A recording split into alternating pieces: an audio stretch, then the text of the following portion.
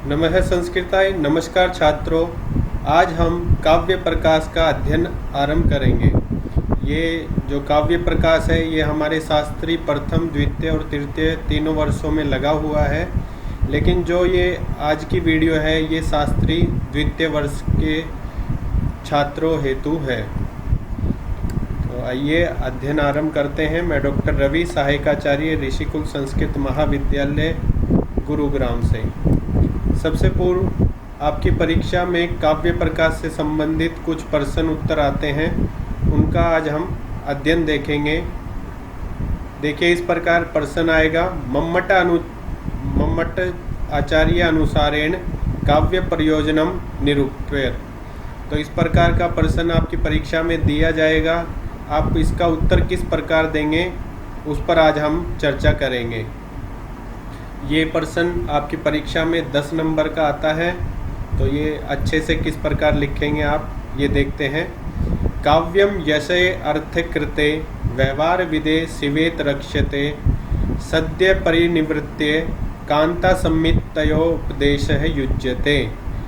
ये जो काव्य के प्रयोजन हैं इसके विषय में आचार्य मम्मट कहते हैं कि काव्यम यशे अर्थे कृते, जो काव्य है वो काव्य पढ़ने से यश की प्राप्ति होती है और अर्थ की प्राप्ति होती है। व्यवहार विदे, व्यवहार का ज्ञान होता है कि हमें अपने से बड़ों से छोटों से किस प्रकार व्यवहार करना है, वो ज्ञान काव्य रचना के माध्यम से प्राप्त होता है। शिवेत रक्षेत, शिवेत कहते हैं अनिष्ट, अनिष्ट का नाश करता है और अनिष्ट से रक्षा करता है। सद्य परिनिवर्ताय, सद्य परिनिवर्ताय का अर्थ है कि जो आत्म शांति होती है उसके लिए काव्य बहुत ही उपयोगी है। कांता सम्मितयो उपदेश युज्य, अर्थात कांता कहते हैं जो प्रियतमा होती है, प्रियतमा के समान बहुत ही सहज भाव से जो उपदेश प्रदान करता है वह काव्य है। इस प्रकार से काव्य के ये 6 उन्होंने प्रयोजन बताए हैं। एक बार फिर से इसका अर्थ जान लें। काव्य पढ़ने से यश की प्राप्ति होती है, अर्थ की प्राप्ति होती है, अर्थ कहते हैं धन की प्राप्ति होती है, और व्यवहार विदे, व्यवहार का ज्ञान होता है। शिवेत रक्षेत, अनिष्ट का नाश होता है। सद्य परिनिवर्ते, आनंद की परमानंद की प्राप्ति होती है। कांता सम्मितयोपदेश युज्ये, अर्थात कांता के समान सरस रूप से उपदेश प्राप्त होता है। ये इसका अर्थ यहाँ पर कहा गया है। अर्थात काव्यम यशः प्राप्ते धनार्जनाय व्यवहार ज्ञानाय अनिष्ट निवारणाय तत्क्षणमेव परमानंद प्राप्ते प्रियतमावत उपदेश दानाय च भवति। अर्थ इसका पहले भी बता चुके हैं, एक बार फिर से देख ले। काव्य से यश प्राप्त होता है, धनार्जन होता है, व्यवहार ज्ञान होता है, अनिष्ट निवारणाय और अनिष्ट का नाश होता है, निवारण होता है। तत्क्षणमेव, उसी क्षण परमानंद की प्राप्ति होती है। प्रियतमावत उपदेश दानाय च भवति, और प्रियतमा के समान उपदेश देने के लिए उपदेश देना, ये काव्य के 6 प्रयोजन यहाँ पर आचार्य मम्मट ने कहे हैं। आचार्य मम्मटेन काव्य प्रयोजन विषय कवि विभिन्न मतः समन्वित रूपम प्रस्तुतम कृतम। जो आचार्य मम्मट हैं वो काव्य प्रयोजन के विषय में विभिन्न जो मत उनसे पूर्व और बाद के आचार्य हुए हैं उनको समन्वित रूप से प्रस्तुत किया है। अस्मात् पूर्वम अपि काव्यस्य प्रयोजनेषु विभिन्नै विद्वद्भिः विचारः कृता। इनसे पूर्व भी बहुत से जो आचार्य हुए हैं उन्होंने भी काव्य के विषय में अपने विभिन्न जो विचार हैं वो प्रकट किए हैं। येषु केषांचन प्रमुखाचार्याणां विचारा अधोलिखिता सन्ति। उनमें से कुछ प्रसिद्ध जो आचार्य हैं उनके विचार हम यहाँ ले रहे हैं। देखिए, भरत मुनि का विचार है ये, जिन्होंने नाट्य शास्त्र ग्रंथ की रचना की है और ये बहुत ही प्रसिद्ध आचार्य माने जाते हैं। वेद विद्या इतिहास नाम आख्यान परिकल्पनम विनोद जननम लोके नाट्यम में तद भविष्यति। दुखार्तानाम शमार्तानाम शोकार्तानाम तपस्वीनाम विश्राम जनम लोके नाट्यम में तद भविष्यति। तो इस प्रकार ये इनने कहा है, अर्थात दुखार्तानाम जो दुखार्थ हैं, शर्मार्थ हैं एवं शोकार्थ हैं, व्यक्ति को सुख और शांति की प्राप्ति जो है वो काव्य लेखन का प्रयोजन ये मानते हैं। भामा के अनुसार धर्मार्थ काम मोक्षेषु वैचक्षणम कलासु च करोति कीर्तिम प्रीतिम च साधु काव्य निवेशनम। जो भामा है वो कहते हैं धर्म अर्थ काम और मोक्ष और कलाओं में विचक्षणता, विचक्षणता का अर्थ होता है अद्भुत निपुणता पाने के साथ साथ जो हमें कीर्ति और प्रीति, कीर्ति का अर्थ होता है यश और प्रीति का अर्थ होता है लोकप्रियता पाने के लिए साधु अर्थात श्रेष्ठ काव्य की रचना कवि करता है। वामन कहते हैं काव्यम सद दृष्टा अदृष्ट दृष्टर्थम प्रीतिम कीर्ति हेतुत्वात्। अर्थात जो आचार्य वामन हैं उनके अनुसार दृष्ट और अदृष्ट, यहाँ पर दो शब्द है, एक तो दृष्ट है दूसरा अदृष्ट है। देखिए, एक तो दृष्ट शब्द यहाँ मिला हुआ है, दूसरा यहाँ पर संधि हुई है और अदृष्ट शब्द है, और यहाँ पर एक अर्थम भी मिला हुआ है, अर्थम। तो वो कहते हैं वामन, आचार्य वामन कहते हैं दृष्ट अदृष्ट को भी काव्य का प्रयोजन माना है। इसके साथ ही आचार्य ने कीर्ति और प्रीति को मुख्य काव्य प्रयोजन कहा है। आचार्य आनंदवर्धन कहते हैं तेन ब्रूम सहृदय मनः प्रीत्यते तत्स्वरूपम। अर्थात विनयन मुखीकरण व प्रीति को काव्य प्रयोजन आचार्य आनंदवर्धन ने यहाँ बताया है। आचार्य मम्मटेन पूर्ववर्तिनः आचार्याणां मतानां समन्वयकम रूपम प्रस्तुतिकृतम। जो आचार्य मम्मट है उन्होंने अपने पूर्ववर्ती आचार्यों के मत को समन्वय रूप में यहाँ पर प्रस्तुत किया है। तस्यानुसारेण काव्य से षड प्रयोजनानि सन्ति। उनके अनुसार काव्य के 6 प्रयोजन हैं। ते यथा, वो इस प्रकार है। आइए देखते हैं वो 6 प्रयोजन किस प्रकार आचार्य मम्मट बताते हैं।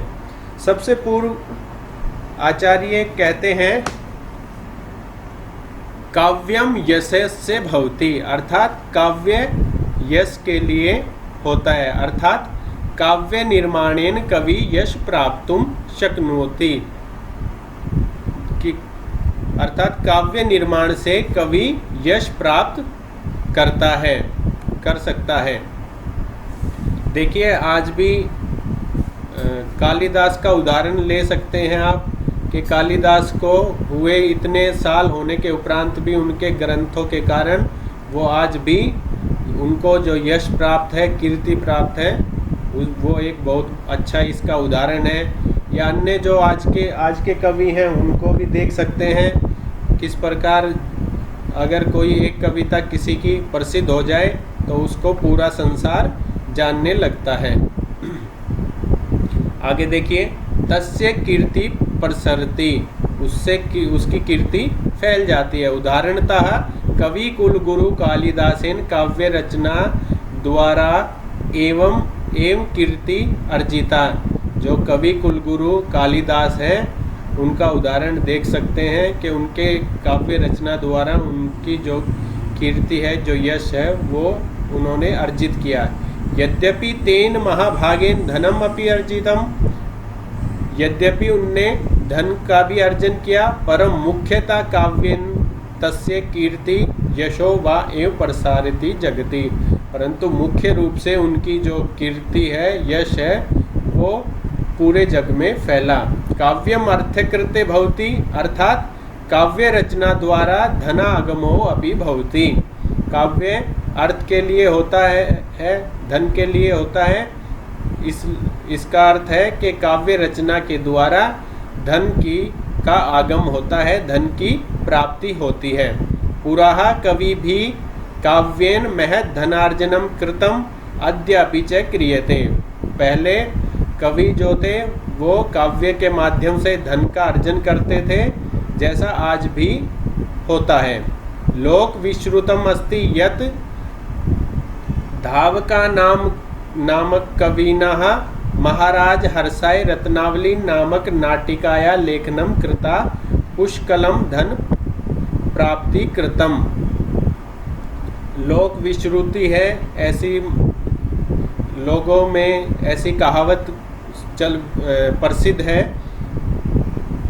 कि धावक नामक कवि महाराज हर्ष के लिए उन्होंने एक रत्नावली नामक नाटक का लेखन किया, जिसके लिए उनको पुष्कल धन की प्राप्ति हुई थी।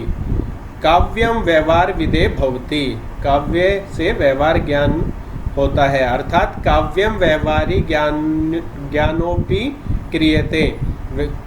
देखिए, काव्य के द्वारा व्यवहार ज्ञान होता है। रामायण महाभारत आदीनां महाकाव्यानां अनुशीलनेन सहृदया न केवलं राज्ञा सह वर्ण जगात सौ सह व्यवहारस्य ज्ञानं प्राप्नुवन्ति। रामायण महाभारत आदि महाकाव्यों के अनुशीलन से न केवल जो राजा हैं उनके साथ किस प्रकार व्यवहार करना है ये ज्ञान होता है, अपितु जो सभी लोग हैं उनके साथ किस प्रकार व्यवहार ज्ञान होता है, ये हमें ज्ञान होता है। एतज् ज्ञानम न सुलभम इतिहास आदि भी, ये ज्ञान इतिहास आदि में सुलभ नहीं है। काव्यम शिवेत रक्षेत भवति, काव्य से अनिष्ट की रक्षा होती है, अर्थात काव्येन अनिष्टम अपि नश्यति, जो आपकी अनिष्ट है काव्य उसको भी नाश करता है। यथा कुष्ठ रोगेण आक्रांतः मयूर कवि सूर्यस्य स्तुति कृत्वा सूर्यशतकम इति काव्यम रचित्वा निरोगतां प्राप्तवान। उदाहरण के रूप में देख सकते हैं, कुष्ठ रोग से पीड़ित जो मयूर कवि थे उन्होंने सूर्य स्तुति नामक एक ग्रंथ लिखा, जिसके सूर्य शतकम नामक जो ग्रंथ लिखा, जिसके बाद वो बिल्कुल उससे ठीक हो गए। जो उनका कुष्ठ रोग था वो बिल्कुल समाप्त हो गया था। ये बहुत बड़ा है, इसका उदाहरण हम देख सकते हैं कि किस प्रकार जो काव्य है वो हमें हमारे अनेक प्रकार के रोगों का नाश करके हमें स्वस्थ करता है। तो इस प्रकार हम कह सकते हैं कि ये हमें जो अमंगल होना है, हमारा जो क्षति होना है, जो विनाश होना है, उससे काव्य हमें हमारी रक्षा करता है। आगे देखिए, अगला है काव्यम सदम परिनिवृत्ति भवति, काव्य से परिनिवृत्ति प्राप्त होती है, अर्थात काव्येन तत्क्षणमेव परमानंदः जायते, अर्थात काव्य से उसी क्षण परमानंद की प्राप्ति होती है। काव्यम पठनेन सह एव अन्येषां ज्ञेय वस्तूनां ज्ञानात् शून्यं ब्रह्मास्वादनोदरं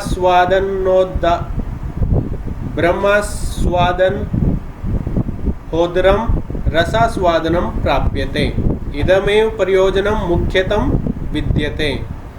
देखिए, काव्य पढ़ने से ज्ञेय वस्तु जो है जो जानने योग्य वस्तु है उसका तो ज्ञान होता ही है, साथ में ब्रह्म स्वादानंदम होदरम, ये एक प्रकार की भौतिक जो आनंद का परम रूप है उसको ये यहाँ पर बतलाया गया है। तो उसकी भी प्राप्ति हमें जो काव्य है उससे होती है। और रसास्वादन का ये उत्कृष्ट, सबसे उत्कृष्ट जो स्थान होता है वो होता है। आगे देखिए, इदमेव प्रयोजनम मुख्यतम विद्यते, यह प्रयोजन सबसे मुख्य माना गया है। क्यों माना गया है? क्योंकि परम आनंद की प्राप्ति इसी प्रयोजन के माध्यम से हमें होती है। काव्य का रसास्वादन करने से अलौकिक आनंद की अनुभूति हमें यही प्रयोजन करवाता है, इसीलिए यह जो प्रयोजन है वो सबसे मुख्य माना गया है। आगे छठा जो प्रयोजन है वो है काव्यम कांता सम्मितयोपदेश युज्यते भवति, अर्थात काव्यम प्रीतमावत सरसतया उपदेशम ददाति, अर्थात जो काव्य है वो प्रियतमा के समान मधुर उपदेश देने वाला होता है। ततः शब्दः प्रधान वेदादिभ्य अर्थ प्रधान पुराण इतिहास आदिभ्यश्च विलक्षणताया सरसताया उत्पाद्य उद्देश्यम ददाति, अर्थात मानवम उचित कार्येषु प्रवर्तनाय प्रेरयति। देखिए, जिस प्रकार जो वेद आदि हैं वो शब्द प्रधान है और पुराण इतिहास इत्यादि अर्थ प्रधान है, उनके जो उपदेश हैं उनको बहुत ही सरलता से काव्य हमें समझा देता है या बता देता है, उपदेश को ददाति देता है, अर्थात मानवः उचित कार्येषु प्रवर्तनाय प्रेरित, उचित कार्य करने के लिए, उचित कार्य में संलग्न होने के लिए जो काव्य है वो हमें प्रेरित करता है। काव्य प्रयोजन विषय महामहोपाध्यायेन गंगानाथ झा महोदयन उद्धृत कृतम, काव्य प्रयोजन के विषय में महामहोपाध्याय गंगानाथ झा महोदय उद्धृत करते हैं। The poet does not merely show the way but gives so sweet a prospect into the way as will entice any man to enter into it. इस प्रकार से गंगानाथ उपाध्याय ये कहते हैं, एवं मम्मटाचार्येण प्रतिपादितानि काव्य प्रयोजनानि अत्यंतः व्यापकानि सन्ति।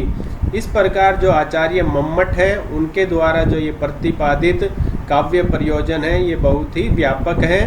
एतेषु उत्तम अधमानाम सर्वेषां प्रकाराणां काव्य प्रयोजनानि समाविशन्ति इति।